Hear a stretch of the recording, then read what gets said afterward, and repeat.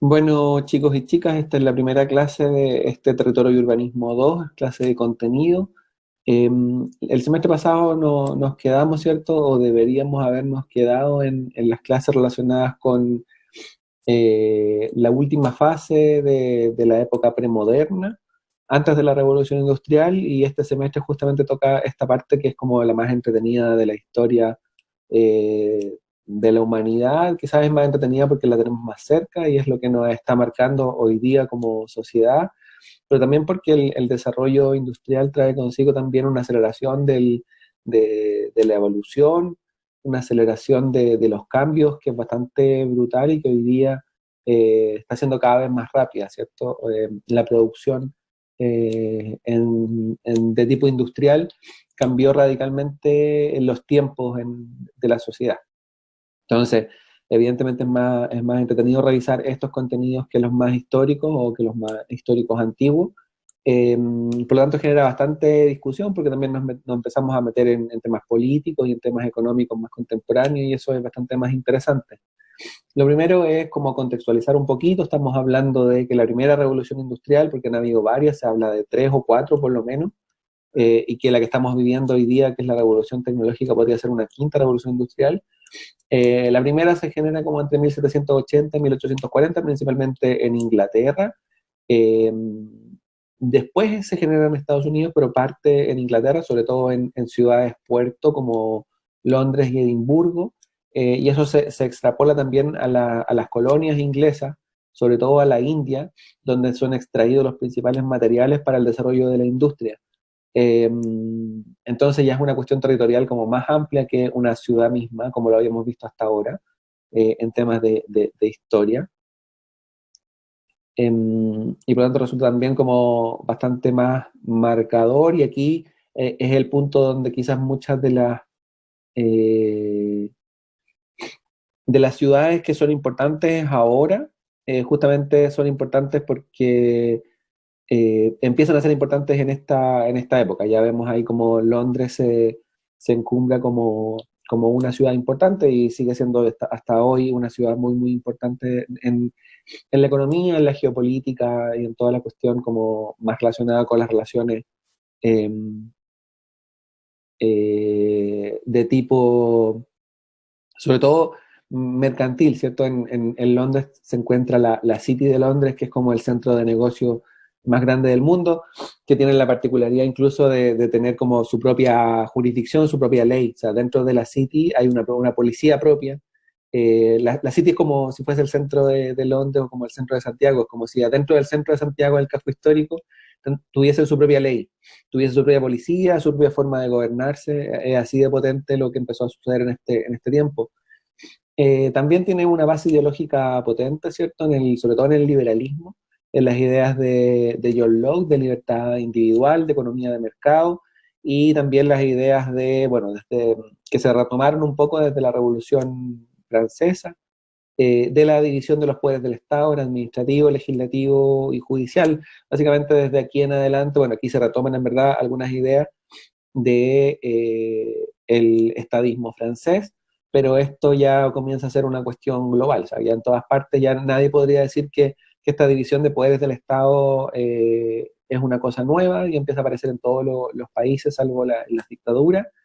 Es cierto, de hecho, como una dictadura es calificable como dictadura cuando desaparece esta diferenciación entre poderes, pero esto hasta esta época, hasta 1780, no era, simplemente no era una cuestión mundial, era una cuestión de algunos países. Pero esta idea de libertad individual y de economía de mercado, ¿cierto? Eh, es muy propia. Los estados liberales adoptan esta forma de separación de poderes. ¿Cuál es la revolución económica que se genera en torno a esta revolución también de la forma de organizarnos, de la forma de la sociedad?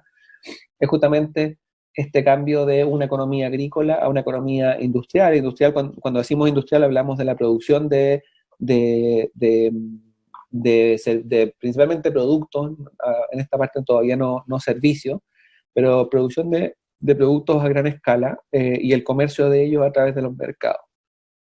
Entonces empiezan a aparecer esta revolución tecnológica empieza a impactar en la ciudad porque empiezan a aparecer los talleres y no talleres pequeños, los grandes talleres, así como hoy día vemos en China. Eso empezó a aparecer en ciudades como Londres.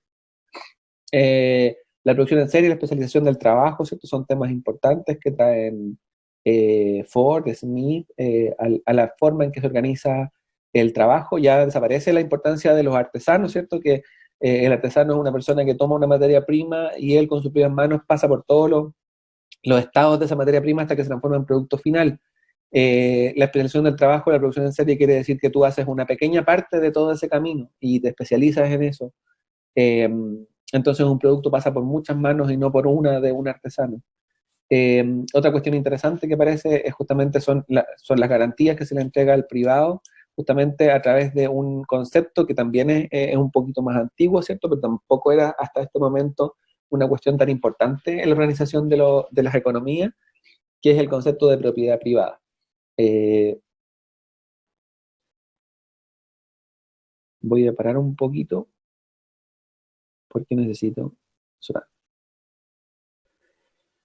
Entonces, esta revolución de la industria trae consigo también el nacimiento de una nueva forma de organizar el trabajo y de generar valor, que se llama capitalismo. Finalmente, en esta época, ¿cierto? Nosotros ya habíamos hablado de que el capitalismo nace un poquito como en la producción artesanal, de épocas un poquito anteriores, pero en esta parte ya se consolida, nace el capitalismo también como una ideología, ¿cierto? Ahí Adam Smith ya empieza a escribir un libro que es esencial o que en verdad marca también el desarrollo, que se llama La riqueza de las naciones, cuyo principal tema es justamente decir, o su principal tesis en ese libro es básicamente que las personas no son la riqueza de las naciones. eh, Tampoco dice que sea el dinero, sino que dice que las riquezas de las naciones son básicamente su capacidad de desarrollo industrial. Y eso empezó a cambiar también eh, como ideológicamente a todo el mundo, no solamente a Inglaterra, a pesar de que nace en ese lugar. Eh, Eso fue acompañado evidentemente de una revolución tecnológica, la generación de grandes productos eh, y de desarrollo tecnológico vino consigo bueno, en verdad es difícil decir como qué vino primero, si la revolución tecnológica o la revolución industrial, ¿cierto? Porque en verdad son temas que vienen relativamente juntos, pero finalmente empezaron a nacer como elementos que empezaron a profundizar el desarrollo industrial, pero también acelerarlo rotundamente. O sea, la generación de la imprenta industrial, la posibilidad de desarrollar mucho material escrito, nace la prensa en esta época, eh, que también va a ser uno de los elementos importantes de las democracias actuales, ¿cierto? Vamos a hablar mucho de libertad de expresión, libertad de prensa, finalmente la posibilidad de escribir para muchas personas nace en esta época.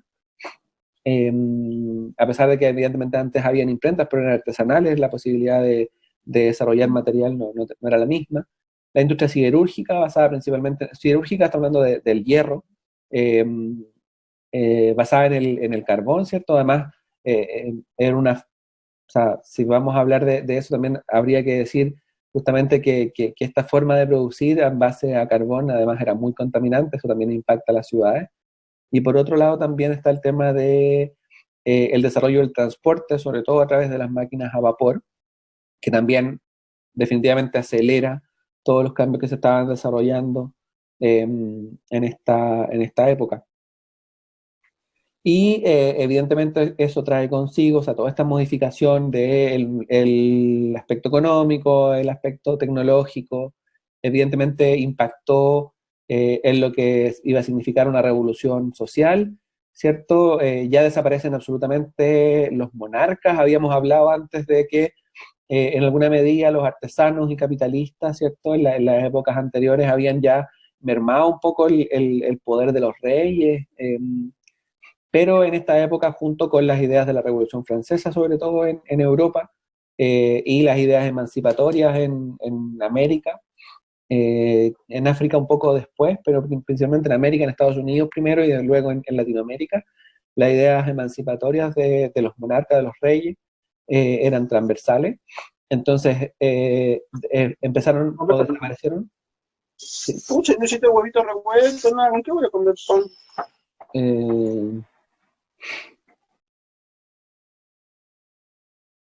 Eh, les iba a pedir que apagaran los micrófonos o que nos den huevito revuelto a todos, que nos manden huevito revuelto a todos, porque tenemos hambre. Por favor. Entonces aparece este tema de justamente de pasar de ser de súbditos o esclavos de un monarca a ser ciudadanos de ciudades libres, ¿cierto? Con estados liberales, donde la idea de libertad era importante. El fin de la esclavitud también empieza a aparecer como una inspiración, todo ese tipo de cuestiones que son súper importantes para nuestra vida contemporánea. También el aumento de la esperanza de vida, pero no de la calidad de vida, ¿cierto? Se vivía más, hay un traspaso de población del campo que evidentemente era menos próspero, menos rentable, mucha gente se fue a vivir a las ciudades, se vivía más por distintos aspectos, porque se comía mejor, porque se vivía relativamente mejor que en el campo, pero al mismo tiempo la calidad de vida, si ustedes ven ahí como la contaminación que generaban como tanto los sistemas de transporte nuevos como la industria que requiere energía calórica sobre todo y la quema de carbón, tenía un impacto ambiental brutal en las personas, muchas personas murieron de enfermedades relacionadas con la contaminación. Entonces, ambivalente en el sentido de que aumenta la esperanza de vida, la gente ya no se moría a los 20 o a los 30 años en el campo, se moría a los 40 o a los 50, pero de enfermedades relacionadas con la contaminación, que quizás son un poquito más graves y dolorosas, no sé, ahí ya es como una cuestión médica, pero empiezan a aparecer este tipo de cosas ambivalentes. También lo que les comentaba yo antes era respecto de las etapas de la revolución industrial. En una primera etapa, esta revolución estaba finalmente ligada a una nueva clase social que en cierto sentido, en verdad en sentido estricto, es una clase social revolucionaria porque viene a cambiar y a revolucionar la forma de organización de la sociedad, más allá de que hoy día veamos a la clase burguesa como antirrevolucionaria, pero finalmente en esta primera revolución industrial, esta clase burguesa, que finalmente eran los dueños de los medios de producción, pero eran también los generadores, lo que hoy día llamaríamos como emprendedores, que justamente iban contra la aristocracia y empezaban a romper las leyes de la aristocracia que era básicamente que tú habías nacido en una familia y por eso te tocaba ser rico. Entonces, esta nueva clase, basada en el trabajo y sobre todo en los dueños en la propiedad de los medios de producción industrial, empezó a ser revolucionaria y empezó a pedir poder y a pedir, o a exigir y a hacer cambios suficientes en la sociedad como para tener para ser actores predominantes o para ser agentes económicos y sociales predominantes de esta nueva sociedad que se generaba con la revolución industrial. Entonces vamos a hablar de que en una primera etapa, la clase burguesa, que hoy día evidentemente tiene como otra connotación, pero en la primera etapa de la revolución industrial, estamos hablando de principios del siglo XVII, o sea, de finales del siglo XVII, principios del XVIII, esta clase era revolucionaria porque venía a cambiar la sociedad, una sociedad aristocrática. Esa es la potencia también que tiene en esta fase inicial esta nueva clase social, que su principal característica que son los propietarios de los medios de producción, y muchos de ellos vienen de estos primeros artesanos que se fueron de los protectorados de los reyes y se fueron a vivir a nuevas ciudades. ¿Se acuerdan que lo vimos? Bueno, los que vieron los videos del semestre pasado, del final del semestre, estuvimos hablando mucho de eso, de los artesanos que fundan nuevas ciudades, que fundan los burgos, eh, y que desde allí se desarrollan como nuevos agentes económicos y que en esta etapa vuelven a las ciudades principales básicamente con el poder del desarrollo industrial, con el poder económico que genera el desarrollo industrial y reclaman su parte del poder.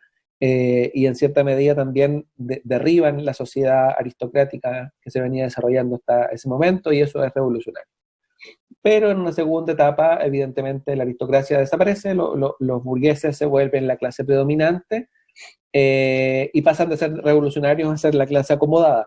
Y esta es una cuestión que va a pasar siempre en la historia, por lo menos en la historia moderna y contemporánea, que justamente esta idea de, de nuevas clases que irrumpen, que al principio son revolucionarias, pero que luego cuando están en el poder, evidentemente no quieren cambiar las cosas, porque cuando uno está arriba, sería muy raro que alguien dijera como, no, en verdad, no, a mí no me gusta estar arriba, prefiero estar abajo. Entonces pasan de ser una clase revolucionaria a ser una clase acomodada, y por otro lado empezó a crecer una nueva clase social, que eran básicamente los trabajadores, que en principio cuando irrumpen los burgueses en las ciudades eran pocos, porque las industrias eran pocas, eh, pero entre más industrias se ponían, evidentemente el desequilibrio entre dueños de los medios de producción y las clases que trabajan para esos burgueses, evidentemente se iba a desbalancear, y la clase que nosotros llamamos ahora proletarios, es decir, trabajadores, o sea, personas que venden su fuerza de trabajo como principal forma de generar valor, ¿cierto? Que no son dueños de los medios de producción, que trabajan para un burgués, son la clase mayoritaria y más desfavorecida. En ese sentido, es la clase que Marx va a decir como la clase que va a generar los verdaderos cambios no fueron los burgueses que destituyeron a los aristócratas, sino que van a ser los proletarios que van a destituir luego a los burgueses. ¿Cierto? Aquí nace también esta concepción de la dialéctica de clase, que es como uno de los temas sociales fundamentales del marxismo contemporáneo. Pero también vale mencionar de que en torno a lo que nosotros estudiamos, que es la ciudad, que es la propiedad, que es la vivienda, el suelo, etc., hay una tercera clase, no es nueva, hay una tercera clase social. Muchas de ellas provienen o son herederos de la aristocracia, que son las personas que son las dueñas, no de los medios de producción, sino que son las dueñas de las propiedades y del suelo en las ciudades. Evidentemente, la entrega de propiedad privada fue anterior a la revolución industrial propiamente tal, por lo tanto, muchos de los aristócratas se empobrecieron, dejaron el poder, pero seguían siendo dueños del suelo, dueños de las propiedades. En ese sentido, pudieron competir en cierta medida con los burgueses por las rentabilidades, porque les cobraban a los burgueses justamente por instalar su fábrica en su suelo. A esa clase nosotros la llamamos clase rentista, es una clase que hasta hoy día persiste y es muy importante en las ciudades del mundo.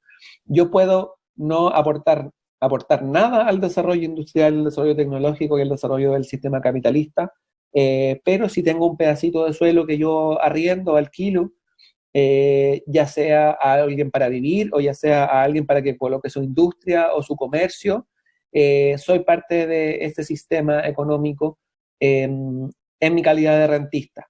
Eso también va a generar, va a decir Marx, una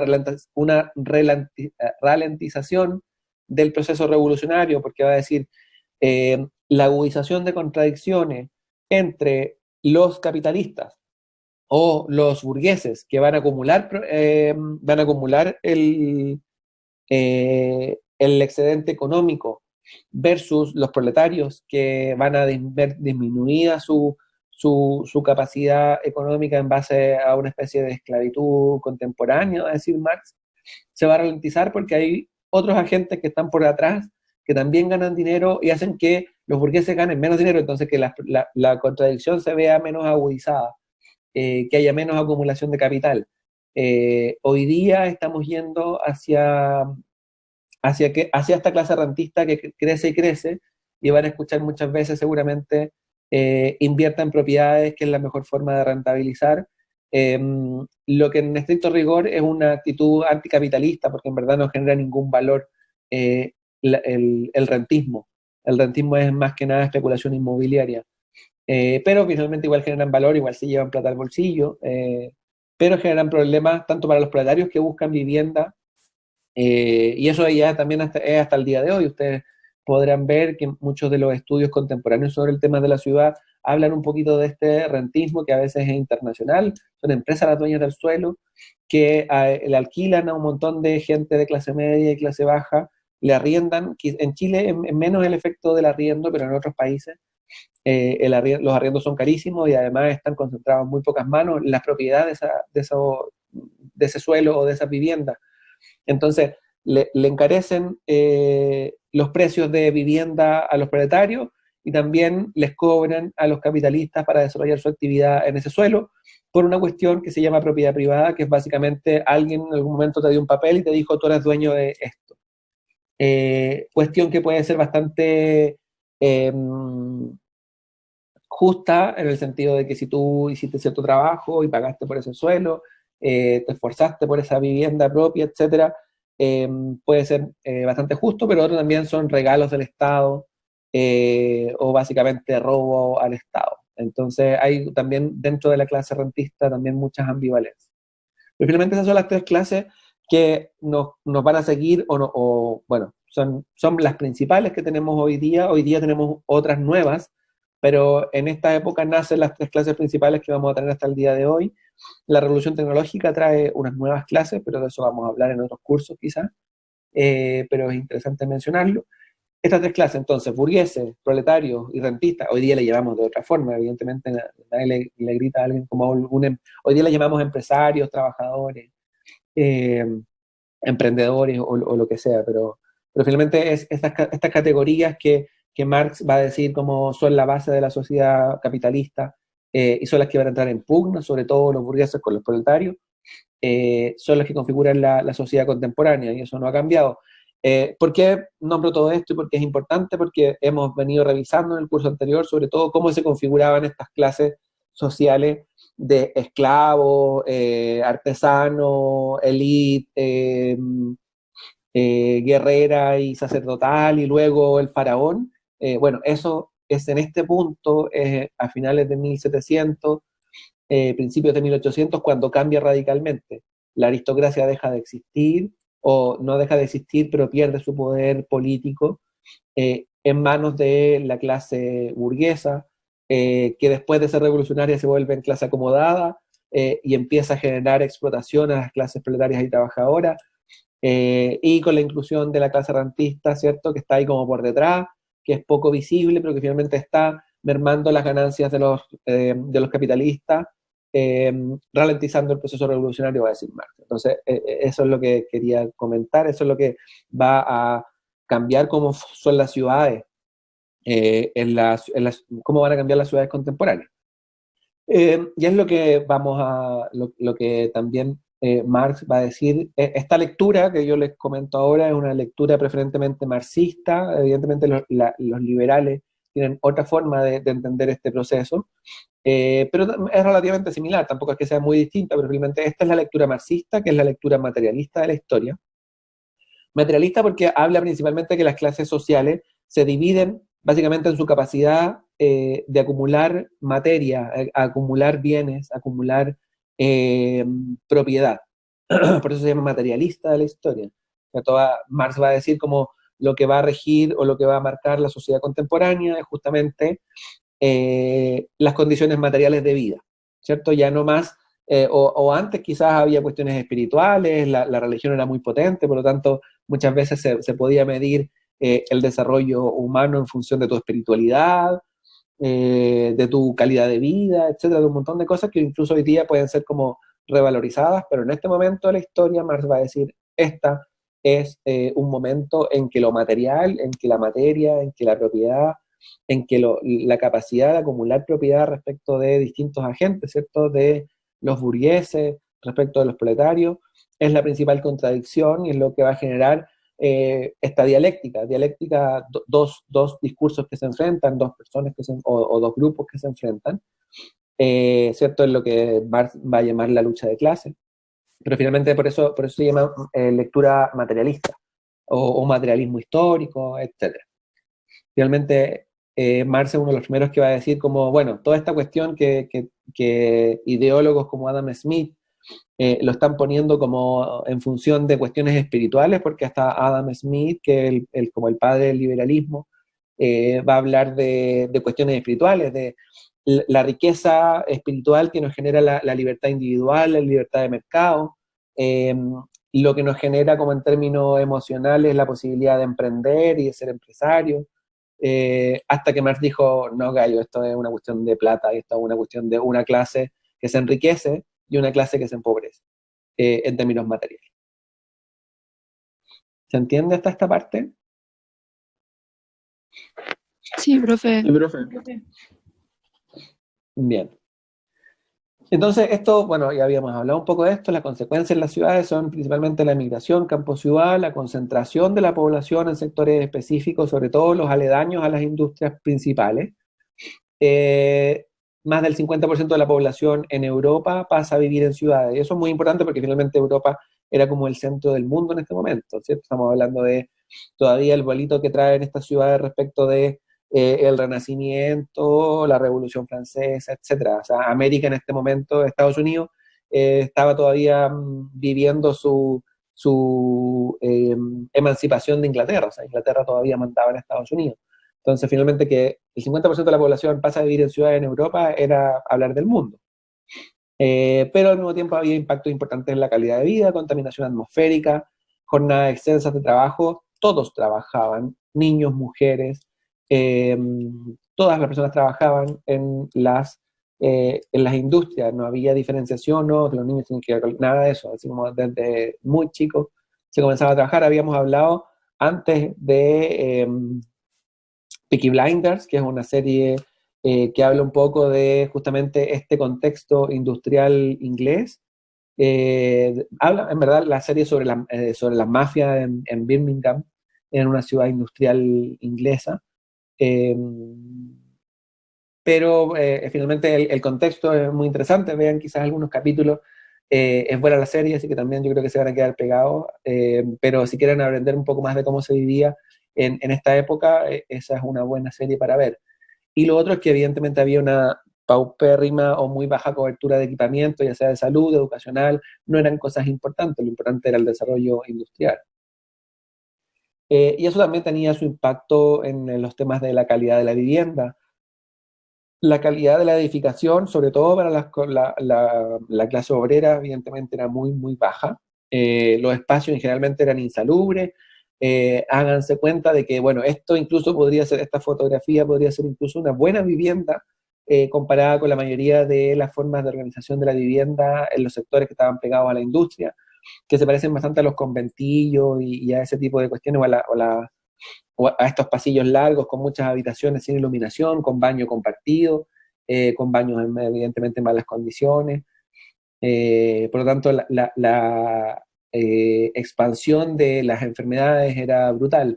Básicamente, si en un sector o en un lugar de la ciudad se enfermaba alguien de tifus, era muerte seguramente para todo un barrio o para todo un sector de vivienda. Eso era muy, muy brutal. Pero finalmente esas eran las condiciones de vida, que de todas maneras eran un poquito mejor que las del campo, y por eso también la gente seguía yéndose a vivir a las ciudades, a trabajar en las industrias. Entonces surge un poquito aquí la pregunta de qué hacer en este contexto, ¿cierto? ¿Cómo responde el urbanismo, que en ese tiempo no existía como disciplina, ¿cierto? Es en este momento también donde la disciplina de la planificación urbana nace propiamente tal. Eso también lo revisamos el curso pasado, en la primera clase, ¿se acuerdan? Cuando el diseño de las ciudades es una cosa, había un gráfico que yo les mostraba, el diseño de las ciudades es una cosa, pero la planificación urbana como ciencia es bastante posterior y justamente nace en este momento, cuando el crecimiento de las ciudades empieza a ser exponencial y empieza a generar los problemas que ya hemos revisado. ¿Qué hacer en este punto? Y ahí es donde mucha gente se puso a pensar y nace propiamente tal la disciplina del urbanismo o de la planificación urbana propiamente tal. Y aquí nacen preguntas interesantes que son más bien preguntas contemporáneas y son un poquito de las cosas que voy a mostrar ahora, que no son propiamente tal de la época, sino que son justamente un poco de lo que vamos a realizar durante el curso, o por lo menos durante estas primeras 2 unidades de este curso, que habla un poquito de cuáles serían los ideales de ciudad. Si tenemos un ideal de ciudad, si había ideales de ciudad en ese momento, había de dónde echar mano, justamente en todo esto libros relacionados con cómo debería ser la sociedad, cómo eso se traduce en ciudades también que son diferentes, que no son este tipo de resultados. ¿Cómo hacemos o cómo respondemos a este ideal de ciudad cuando hacemos arquitectura? También surgió como un tema importante, y yo creo que es cada vez más importante, y para ustedes debería ser muy importante. Una de las cosas que tratamos de incentivar como reflexión en esta escuela, cuando hacemos arquitectura y cuando intervenimos en la ciudad, estamos finalmente modificando de alguna medida la ciudad, tenemos un ideal de ciudad en la cabeza para decir como, esta es la mejor arquitectura para ese modelo de ciudad. Es una pregunta que queda ahí, es una pregunta que a ustedes se les hace durante mucho tiempo y que también termina siendo una pregunta importante cuando hablamos del proyecto de título final de la carrera. Entonces, vamos a hablar de ciudades utópicas materiales y también de ciudades utópicas narradas, ¿cierto? Es diferente decir como, bueno, hay una utopía material, hay una utopía de cómo debería ser en términos materiales y para allá deberíamos ir, versus ciudades utópicas que son narradas, que vienen de la literatura, que vienen del arte, que vienen de otros movimientos que también son interesantes de revisar. Vamos a hablar un poquito de ambas. Entonces, el contexto de contaminación, ¿cierto? Ya lo veníamos revisando. Así más o menos se veía una ciudad industrial. La mayoría además estaba en cursos de agua, porque finalmente si tú produces muchos productos, tienes que moverlos de forma rápida, tienes que llevarlos a otras partes del mundo para venderlos a los mercados, y por lo tanto tener un puerto era radicalmente importante. Por eso las principales ciudades de esta época, las que crecieron más o las que desarrollaron más de revolución industrial, justamente eran puertos. Principalmente el de Londres, por eso hablamos de Londres o de los puertos ingleses en general en esta época como centro de la revolución industrial. Y empiezan a nacer distintos, en este contexto empiezan a nacer como distintas propuestas que son bastante interesantes. Les recomiendo este libro que se llama Las ciudades invisibles de Italo Calvino. Es una recopilación de cuentos de este autor que habla sobre utopías en general, no solamente urbanas, pero hay bastantes que son urbanas, y que son bastante interesantes. Hay temas más bucólicos en el sentido de recordación o como el gusto perdido por el campo, ¿cierto? Cuando hablamos de bucólico hablamos de campo. Y un montón de temas interesantes acá en este libro Ciudades Invisibles, se los recomiendo. Pero también empezaron a nacer como este tipo de cuestiones. La gente se empezó a pensar, oye, pero ¿sabéis qué? Antes de pensar en la ciudad como era, también nosotros tenemos ejemplos anteriores. Las ciudades, para bien o para mal, en la Edad Media y antes también fueron diseñadas. Quizás en la Revolución Industrial nos olvidamos, nos pusimos a trabajar en las industrias, nos pusimos a poner industrias por todas partes, y se nos olvidó la planificación, pero la planificación o el arte de construir ciudades, que es lo que les comentaba antes, o la técnica de construir ciudades y de diseñarlas es mucho anterior, y nace en India en el siglo 1000 a.C., pero se desarrolla hasta la época medieval. Se diseñaba ciudades, era una cuestión que se había olvidado porque el desarrollo económico era tan potente que todo el mundo se puso a pensar en la industria y nadie se acordó de que había una cuestión que se llamaba planificación urbana o diseño urbano, y que eso debería transformarse también gracias a las ideas de la Ilustración, a las ideas de la Revolución Francesa, también inspiradas en el Renacimiento. Deberían transformarse en una cuestión cada vez más técnica y una cuestión más científica. Y así empezaron a aparecer. Vamos a hablar un poquito más en profundidad sobre este tipo de modelos, como el modelo de New Harmony en Estados Unidos, como modelos ideales de ciudad de la segunda o tercera revolución industrial. Lo vamos a revisar después, así que no voy a profundizar mucho en ello. Otras ideas como los familisterios, que eran formas de organizar la sociedad industrial en base a cierto tipo de arquitectura, que también se empezaron a desarrollar como ideas. Vamos a profundizar en esto también. Hasta este punto, que es el modelo de ciudad del plan Boissin, que desarrolla Le Corbusier a principios del siglo XX. Estamos hablando de 100 años de desarrollo de revolución industrial, muchas propuestas en el camino sobre cómo debería ser la ciudad, primero desde personas que no eran urbanistas profesionalmente, sino que eran más bien pensadores o filósofos que proponían cómo debería ser la nueva ciudad, hasta Le Corbusier, que ya era una especie de profesional de la arquitectura y el urbanismo, que plantea este proyecto para París. Este plan, también lo vamos a revisar en clases posteriores, es un plan que se lleva a cabo, o en verdad no se lleva a cabo, sino que se planifica sobre parte importante del casco histórico o de la parte histórica de la ciudad de París, Esto es Notre Dame, esta es la Ile de France, que es donde está eh, el- la Catedral de Notre Dame, o sea, así de central está este proyecto. Y básicamente este es un proyecto de Le Corbusier donde plantea torres de 200 pisos. Cuestión bastante interesante, también bastante controvertida, no en la época, porque Le Corbusier era una especie de dios en ese momento.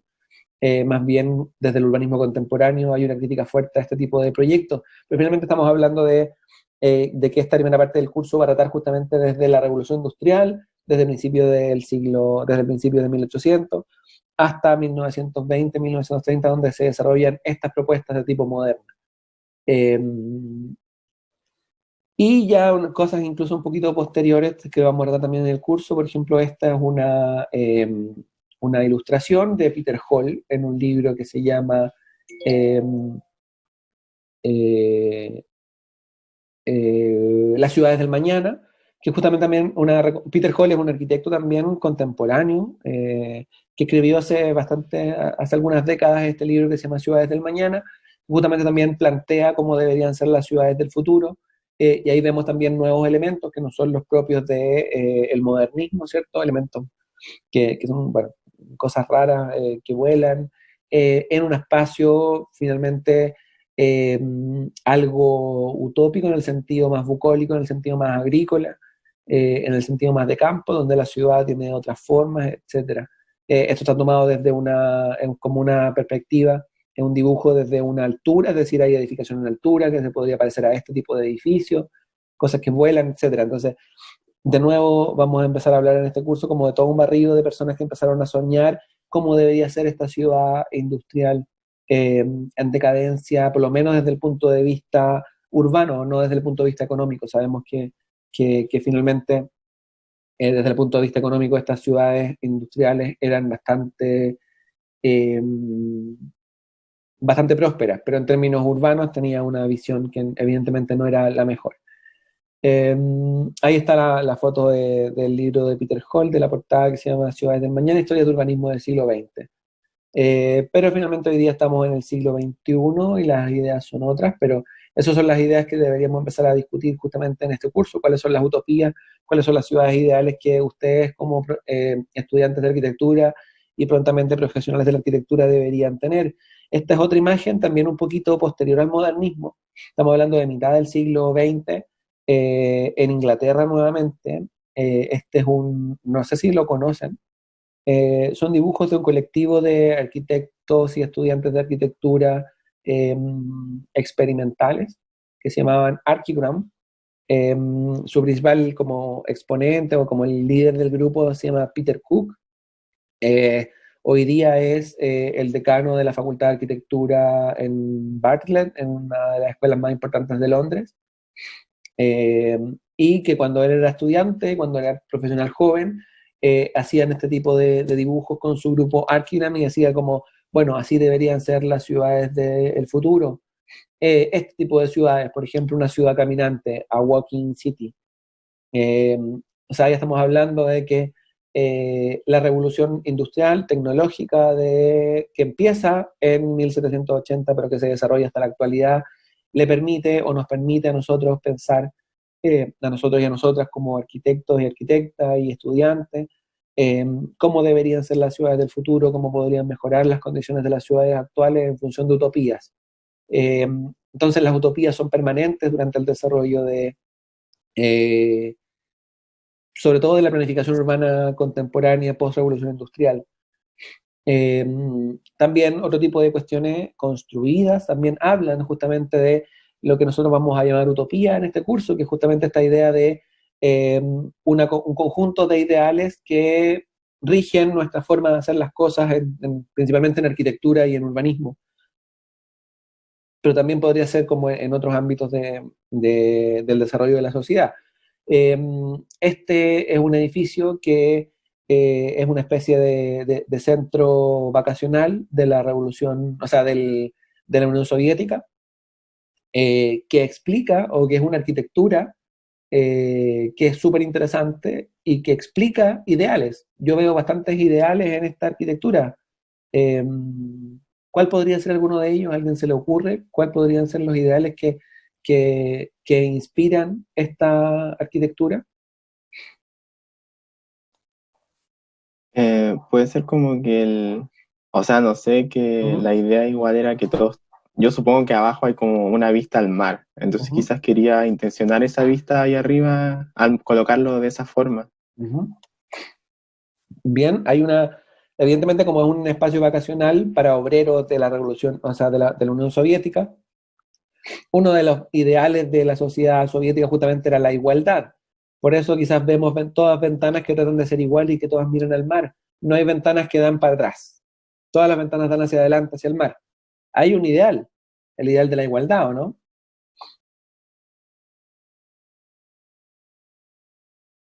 ¿Qué otros ideales pueden estar presentes en este tipo de arquitectura? La vida, lo esencial de la vida en comunidad. Ya hay una especie de vida en comunidad, ¿cierto? Es un espacio, es una arquitectura circular con un centro, por lo tanto puede hablar de comunicación entre las personas, no es como una cuestión alargada donde cada uno hace la cuestión que quiere, sino que tiene como un poder, esa forma que habla un poco de socialización. Es un edificio constructivista, evidentemente, pero el constructivismo también tiene sus ideales, lo que yo quiero hablar un poco de qué hay detrás, cuáles son los ideales que inspiran esta arquitectura constructivista. Entonces está la igualdad, está la sociabilidad, ¿cierto? La generación de una sociedad, que es lo importante, no los individuos, si no tendríamos hoteles como los que tenemos hoy día, ¿no? Como pequeñas habitaciones dispersas y ojalá que la gente no se vea entre ellas. Eso también habla de ciertos ideales.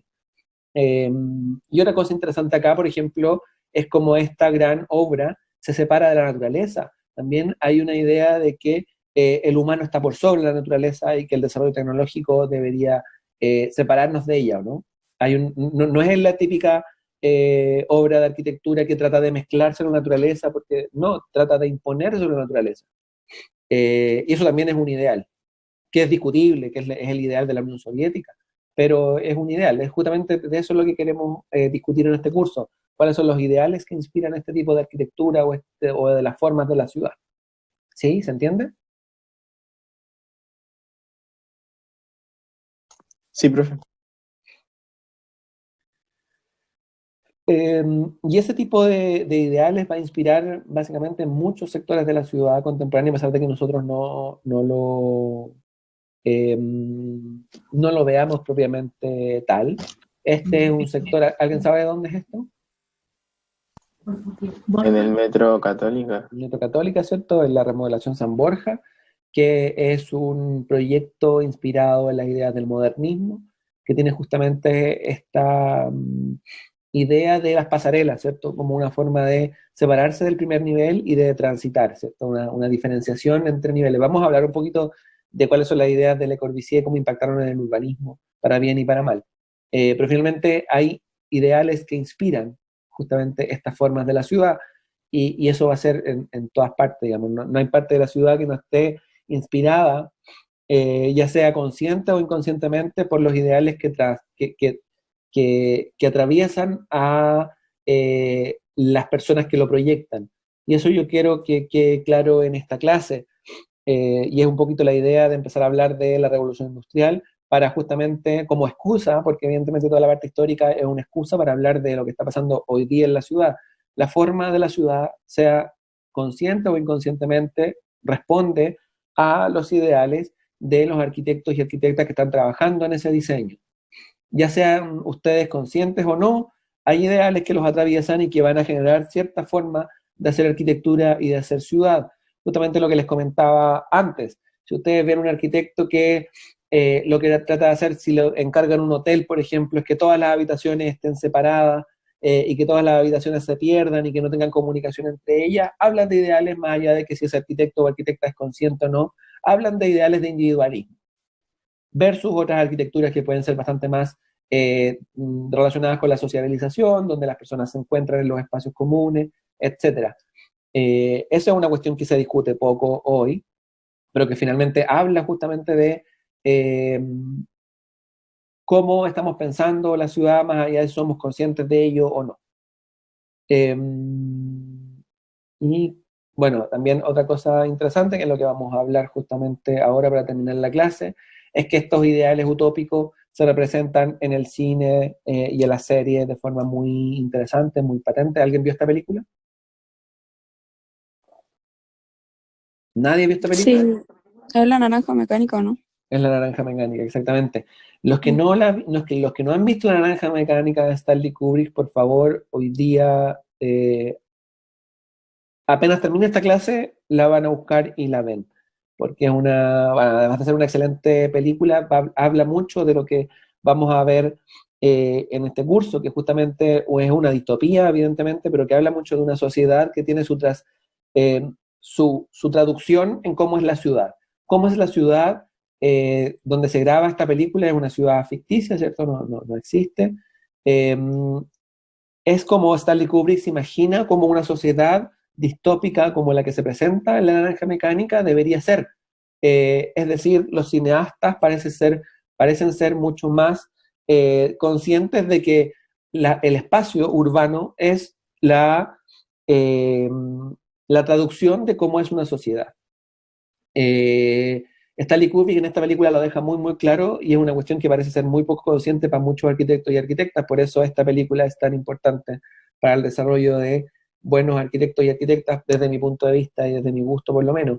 Eh, Aquí Stanley Kubrick, que es un cineasta, tiene muy claro que una ciudad va a ser como la sociedad es. Y como los ideales de esa sociedad, ¿cierto? Como lo vimos en este edificio, como los ideales de esa sociedad se transmiten en el espacio, como se transmiten en la forma de la arquitectura, como se transmiten en la forma de la ciudad. Eh, Justamente esta idea es la principal que inspira esta película, la idea de Big Brother, ¿cierto? Que es, que nace además, esta película nace de un libro que se llama 1984, de George Orwell, donde nace la idea de Big Brother. ¿Leyeron 1984? Sí, profe. Ya, Sí, los que no la leyeron, después de ver La Naranja Mecánica, se van a leer 1984. Eh, Lucas, no puedes no haber leído 1984, por favor. Ahora mismo vas a buscar internet del libro y te lo lees. Eh, Son como dos piedras angulares, esta película y este libro, para entender las distopías contemporáneas, sobre todo relacionadas con la seguridad, con la hiperseguridad y mucho, es interesante porque en verdad hay toda una discusión sobre si George Orwell quería criticar con este libro, y si Stanley Kubrick también querían criticar con este libro y esta película al modelo socialista, ¿cierto? Al modelo soviético, que también era evidentemente una dictadura de hipervigilancia, o finalmente se terminaron hablando del capitalismo.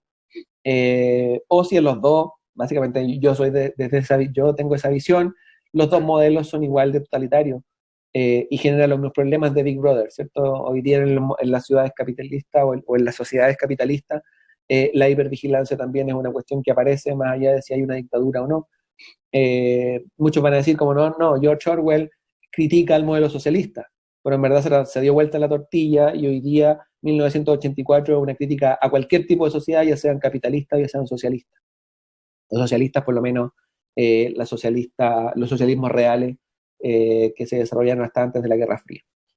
Y aquí también hay ideales distópicos, evidentemente, el ideal de la supervigilancia, que va a determinar cómo va a ser la ciudad o cómo son las ciudades, ya sea tratadas en el libro o ya sean vistas en la película de Stanley Kubrick, La Naranja Mecánica. De eso se trata un poco de la reflexión que queremos tener cuando ustedes vean sus series y las películas. Esta reflexión que acabo de hacer, relacionando justamente la ciudad industrial con los ideales, con la utopía, con una obra de cine y ahora también en estos últimos minutos respecto del libro de George Orwell, es lo que ustedes tienen que hacer, y por eso lo hago un poco en esta clase, es la reflexión que ustedes tienen que hacer con sus propias películas y sus propias series elegidas. Eh, Desde la semana pasada vamos a revisar justo ahora si todos ya tienen su película y su serie, y si no, vamos a recomendar algunas para, para que tengan también otras posibilidades. Pero esa es la idea del trabajo de la unidad 1, que es justamente desarrollar una reseña con estos elementos, ¿cierto? No hablar de la película, no contar la película, sino que justamente hacer una reflexión en torno a cuestiones de la sociedad contemporánea o desde la revolución industrial, ¿cierto?, hasta la época, cómo se representan ideales, cuáles son los ideales que hay detrás de cierta forma urbana o cierta forma social que están representadas en esos espacios narrados a través de las series o las películas, narrados con la audiovisual. De eso se trata el ejercicio número 1 que ustedes tienen que desarrollar. Entonces ahora dejamos un espacio pequeño para preguntas, dudas sobre la clase, sobre el ejercicio, sobre lo que ustedes quieran.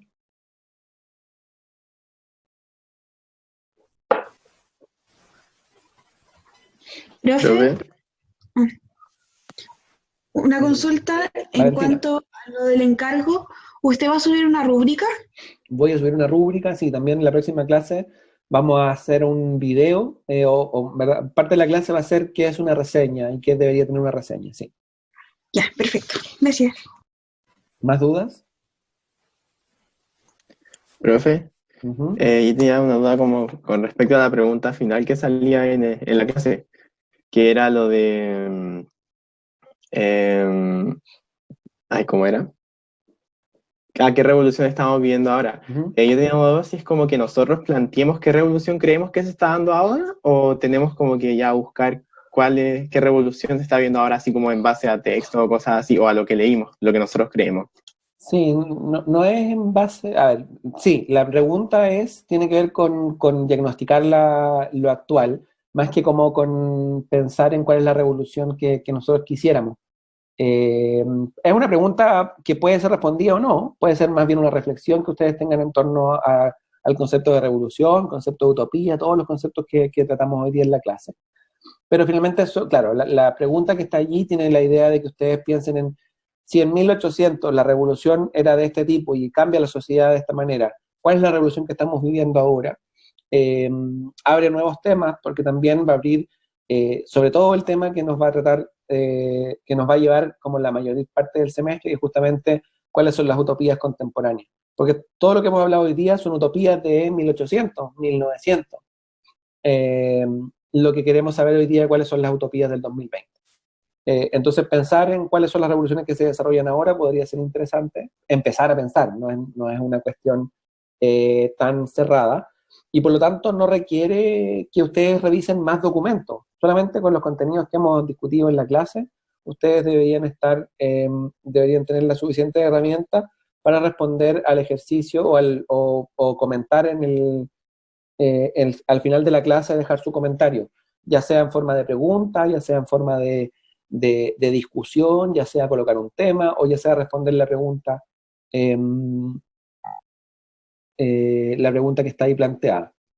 Vamos a dejar, sí se está grabando la clase, y voy a dejar de grabar justo ahora para que no quede tan largo.